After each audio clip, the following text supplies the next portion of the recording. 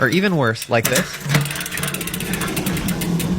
In this video, we are going to show you how to get your derailleur running smoothly. A rear derailleur has two jobs. Its first job is to tension the chain, and its second job is to guide the chain through the gears on the cassette. It accomplishes these tasks using spring tension and the movement of the shift cable. For the most part, rear derailleurs do a great job, but over time, due to cable stretch, trail side impacts, or screws backing out, they can need some love. Our goal is that by the end of this video, you will be able to completely set up and tune a rear derailleur from start to finish. April is going to be the mechanic, and I'll guide you through the process. Even though you may have a different brand or model of derailleur, these steps will apply to any standard cable-actuated drivetrain. The tools needed may change slightly depending on the brand, but if you have these key tools in your toolbox, you should be able to handle any derailleur setup. The first step in this process sounds silly, but is often the most overlooked. Step number 1 is to make sure the derailleur is tight on the derailleur hanger. Over time, this main mounting bolt can come loose as the derailleur pivots, and it can cause the rear derailleur to lose alignment. Anytime I need to work on a drivetrain, I start by checking this main bolt. Step number 2 is to look for major misalignment. A derailleur can only do its job correctly if it is aligned with the gears. It needs to be aligned both vertically and torsionally. The best way to check for alignment is to shift into the middle of the cassette and to look at the drivetrain from behind the bike.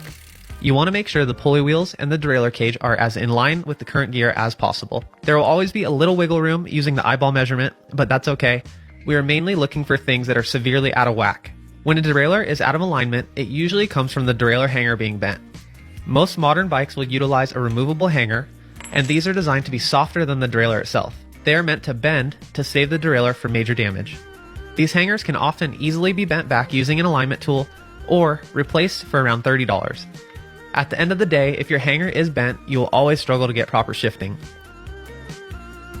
If you are in a pinch, you can do a pretty good job of bending them back the old school way. To do this, place a correct size tool in the derailleur mounting bolt, then gently move them back into alignment using the tool as leverage, but being careful not to bend the derailleur cage. By gently bending it, eyeballing it, and then repeating this process, you can get things to work a little better and get you out of a pinch. If your bike doesn't have a removable hanger, I highly recommend taking it into a bike shop for them to help you with this step and to avoid doing major damage to your frame. Now that things are aligned, we are going to make sure the derailleur is doing its other job of tensioning the chain. To do this, shift down into your smallest gear and turn off the clutch mechanism if you have one. If you see your chain drooping at all while it's in the smallest cog, this is a sign that your chain is either slightly too long or that your B-tension adjustment has backed out and needs to be tightened. The B-tension adjustment is responsible for rotating your derailleur away from the gears and allowing you to add chain tension in the smaller gears. For now, we are going to tighten the B-tension until the chain stops drooping, and then a little later on, we are going to fine-tune it. Next up,